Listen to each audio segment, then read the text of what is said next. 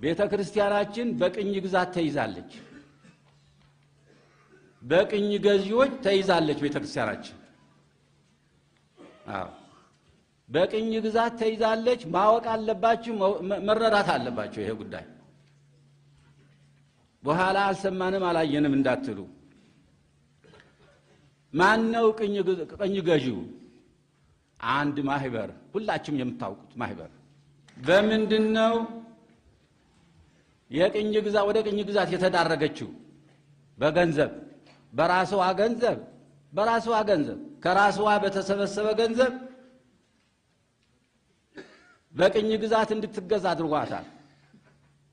አዎ ይሄ ከዚህ የባሰ ክፉ ነገር የለም በእውነቱ። ቤተክርስቲያናችን እንግዲህ መቼም ቅዱስ ጳውሎስ ጌታችን ኢየሱስ ክርስቶስ በራእይ ለቅዱስ ጳውሎስ ንግር ወይ ታርምም ነው ያለው። እኔ እናገራለሁ። ቤተክርስቲያናችን